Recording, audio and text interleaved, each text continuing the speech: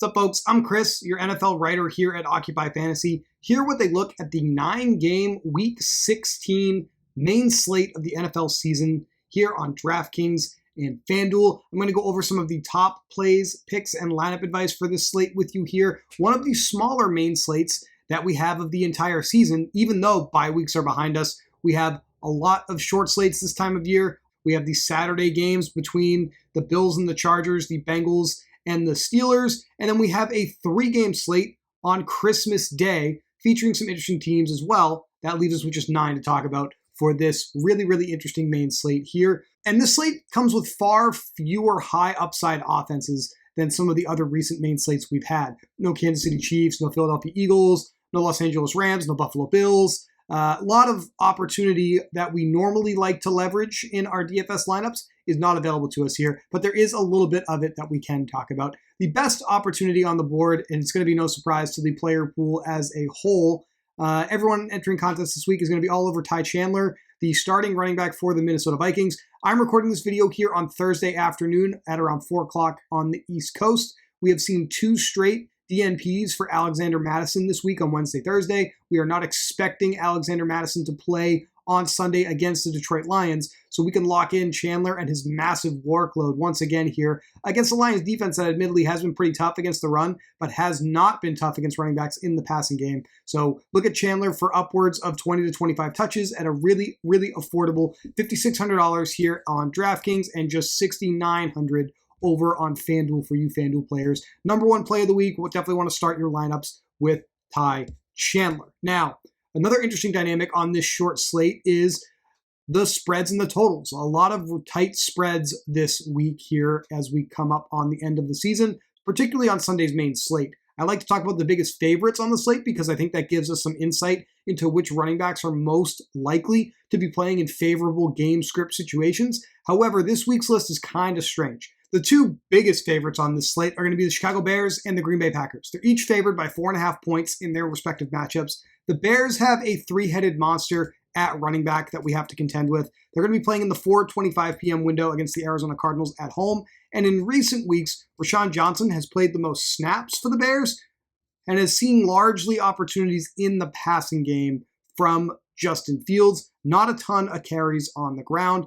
Behind him, we have Dante Foreman, who was slightly ahead of Khalil Herbert in this most recent week. 6 carries, not exactly very productive. No opportunities in the passing game. Just 3 targets in the last 3 weeks of play for Foreman here. And then finally, Khalil Herbert will be the 3rd man in this committee backfield. Not seeing a ton of carries, not seeing a ton of targets. In reality, if we want to play the rushing matchup for the Bears, we're probably going to end up landing on this week's low-risk quarterback that everyone is going to be playing, Justin Fields, who obviously is going to have the passing production in this offense, but is going to have a healthy amount of rushing production as well. We see he has out-carried each of these 3 running backs in every single game individually over the last few weeks. So bottom line, Bears favored by 4.5 points at home against the Arizona Cardinals. Probably actually want to pencil in exposure to Justin Fields as the best passer and runner to get exposure to a big favorite on this slate. So I'm going to go ahead and do that. Not exactly a running back play, but does give us a much higher floor in our lineups here in low risk, given the matchup and given the expectation in betting markets with the Bears. Now, the other quote-unquote big favorite at 4.5 points, Green Bay in their matchup with Carolina, the 2nd worst rush defense in the NFL this season, 31st by DVOA. Very good defending running backs in the passing game. We have to contend with the news on Aaron Jones and A.J. Dillon, who have both been limited to start off the practice week here for the Packers. Last week, A.J. Dillon did not play. Aaron Jones played, got 13 carries, 4 targets, just 10 fantasy points. Definitely, I would say, underperforming the opportunity there. But this is complicated by the potential return of Dillon in this week's game against the Carolina Panthers. And if one of these 2 guys is out, Patrick Taylor will take the field as like the 3rd down, passing down back as well, who will vulture some opportunities. So not as clean cut with the Green Bay running back situation, but we do have to admit they will be in a good matchup here. So probably a good high-risk play as a result. Not really where the ownership is going to be on this slate. Don't think 3 to 4 points qualifies as a big favorite, but it's what we have on this slate, the Detroit Lions, and their 2-headed monster of a backfield between David Montgomery and Jahmyr Gibbs. We saw Jahmyr Gibbs get the touchdowns last week, but David Montgomery is still getting the majority of the traditional between the tackles, early down carries in this offense. 17 carries last week against the Denver Broncos in a super positive game script, just 3 targets, compared to Gibbs's 11 carries and 2 targets in that offense. So Gibbs just much more efficient on his touches, but the actual volume is still slightly on David Montgomery's side. That's why David Montgomery is actually one of our favorite tournament running backs this week in the Occupy model, one of the top ranked plays you can consider right now. None of these guys I've just talked about are going to be the most popular running back plays on the board. The most popular running back plays on the board are going to be Tai Chandler, who I talked about off the top. And it looks like, despite a very, very tough matchup, that Devin Singletary from the Houston Texans is probably someone we have to contend with on this slate. Purely a salary play. We have seen these value plays at running back that get upwards of 20 to 25 touches consistently be in winning lineups in contests of all sizes. I don't expect that to change this week, despite the matchup with Cleveland. The fact that Singletary has seemed to retake over this backfield, even though Dameon Pierce is healthy, is what's projecting and pushing him into the higher echelons of ownership this week. So 26 carries, 5 targets. Obviously, those numbers are a little inflated last week because of overtime against the Tennessee Titans, but Devin Singletary definitely in a great position to succeed here against a Browns defense that has been tough on running backs this season. Not going to lie to you there, but it looks like this is where the ownership is going to be, and it's going to allow us to pay up for some better pass catchers in our low risk and high risk lineups if we build with both Singletary and Chandler. So that is largely why the field is doing this. Over on FanDuel, Singletary is just 6,200, so even cheaper on their salary scale than DraftKings, I would argue, and a great play on both sites as a result, despite the tough matchup.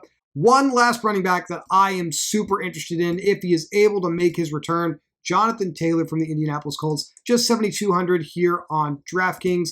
Unfortunately, however, he's the most expensive running back on FanDuel at $9,000, so a little bit of a different conversation with Taylor over there, but has been upgraded to a full participant in practice this week, which is excellent timing for the Colts because of Zach Moss's injury last week. Pass catchers, I want to begin the discussion at tight end.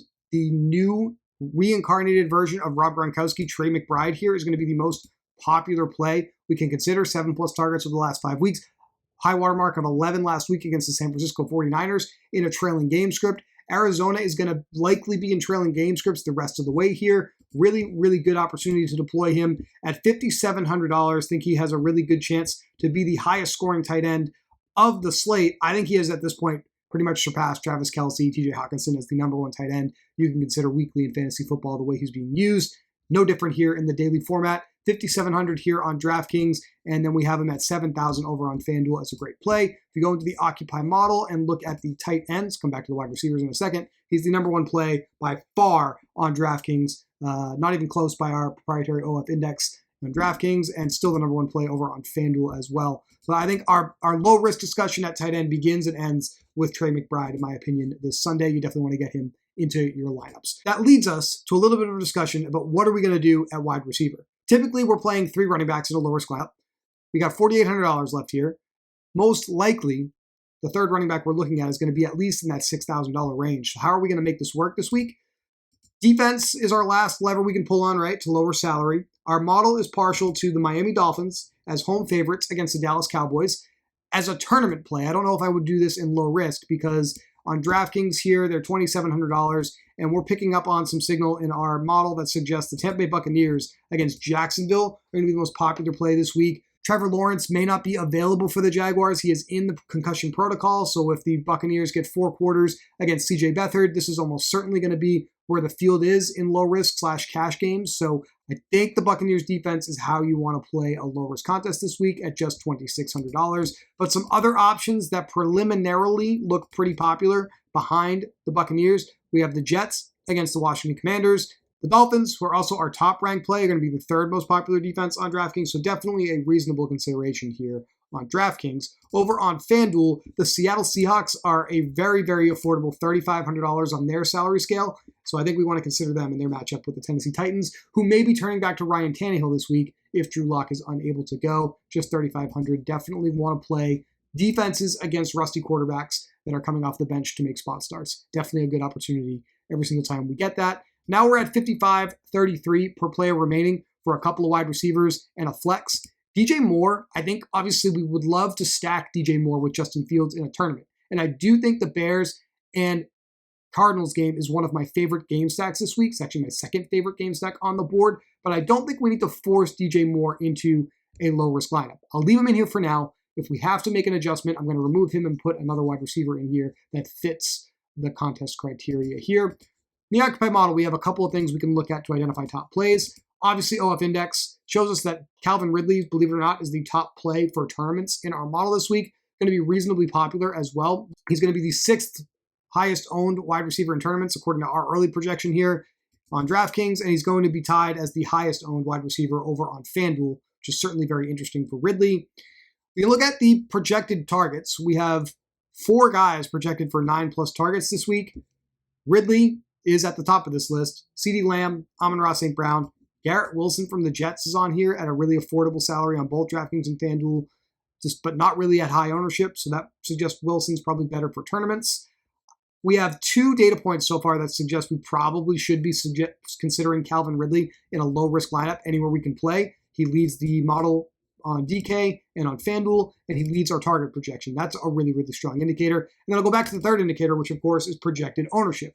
Ridley right here near the top. It does look like this is a week where the field is going to be paying up at wide receiver. Justin Jefferson for the Minnesota Vikings, highest projected owned wide receiver on DraftKings, quite near the top over on FanDuel at 19%. CeeDee Lamb, 9,200 against the Dolphins. Tyreek Hill, just 14%, but 9,600 the other pay-up option here for a low-risk lineup.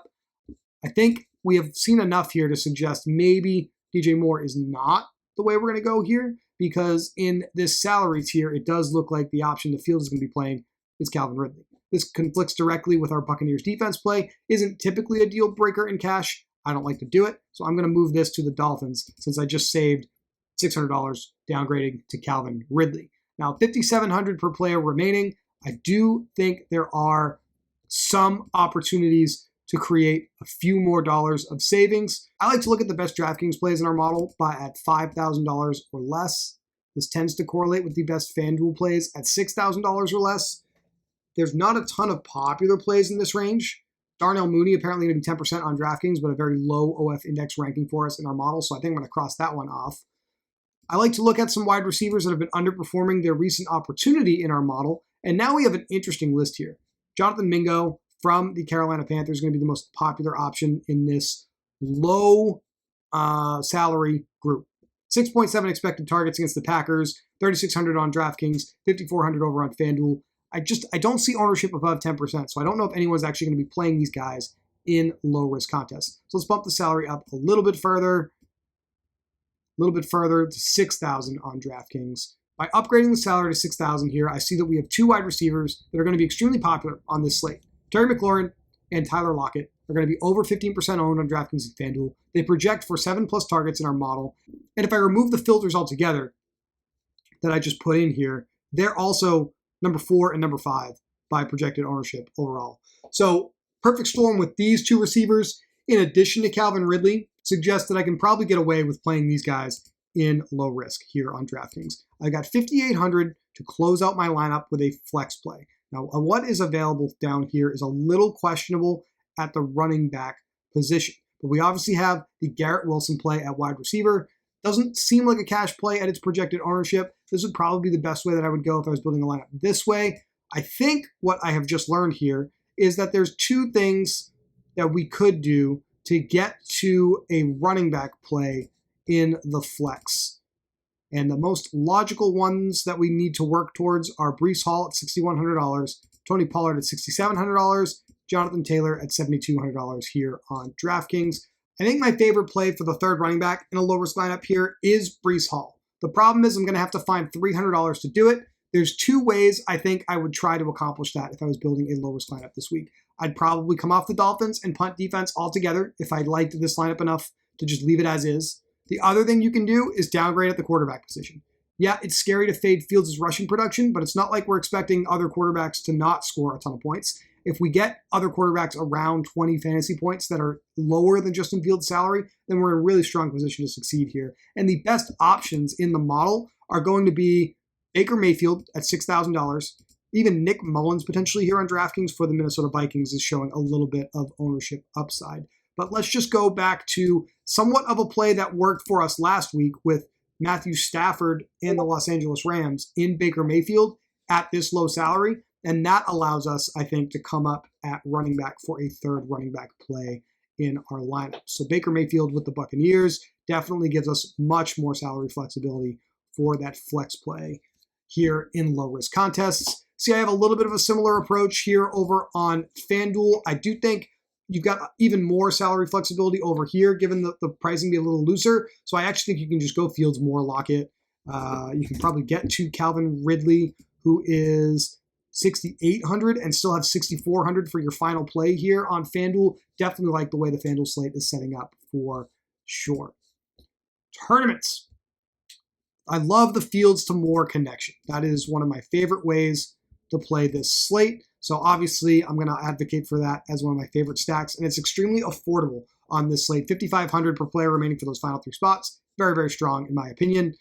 The Dallas Cowboys and the Miami Dolphins are playing in a 49.5 point total game, the highest total game on the slate. The other game at 4:25 p.m. alongside Arizona and Chicago. And I don't know if the field is going to be prioritizing this as much because of the high salaries of the players involved. Let's just look at the Dallas Cowboys and the Miami Dolphins wide receivers as far as projected ownership is concerned. Behind Lamb and Hill, less than 10% for everybody else in this game at wide receiver. So you can get to a really interesting stack, I think, with Tua, with Jalen Waddle, who's healthier at this point than Tyreek Hill, and we saw the results of that last week. I'm going to re-roll that and see if that works out right. You can bring this back with some running back correlation, root for some production on the ground with Tony Pollard. You can bring this back with another low-owned wide receiver in Brandon Cooks that has some upside. I don't think in this particular build that you can bring it back with CeeDee Lamb because the salary is a little tight, but I guess if you wanted to try it, you could come off of the luxury of Trey McBride. You could play a cheap tight end. You could find some 3K wide receivers, and you're off and running. Play a really cheap defense like the Bucs, and you've got a little bit of salary left. I will say my favorite cheap tight end would be Tyler Conklin as far as opportunity goes. 5+ targets for the last few weeks, and his salary does not move. So that's one way to keep this average salary remaining a little higher, but still in the low $4,000 range. So kind of tight to play this game, but there's a ton of upside because that's what we're expecting in betting markets here. And this obviously is sticking with playing the chalk running backs in a lineup. On the other side, I like the Miami running backs a little bit more. There are interesting opportunities, I would say, with Achane just because of the target volume. Obviously, it's a little concentrated in that one game against the Titans, but sees a lot more opportunity in trailing game scripts if that's the way this goes. You have Mostert, who has been an absolute machine as far as scoring goes, 20 touchdowns so far. You could use him as a bringback with a Dak and CeeDee Lamb build, 4,350 for your final two wide receivers here with a cheap tight end. Definitely possible to get these types of builds in your lineup this week. Just 9 games on this slate, not as many opportunities as we're used to discussing, but I do think this is one of the more interesting game theory slates that are available to us as a result. We probably want to maximize our ownership exposure in tournaments to these 2 games that are at the end of the 9-game window here, Arizona, Chicago, and Dallas and Miami. That's my read on the slate. Good luck here in Week 16. Happy holidays to you and yours. Merry Christmas to those of you who celebrate. And we will be back next week to talk to you about week number 17 in the NFL.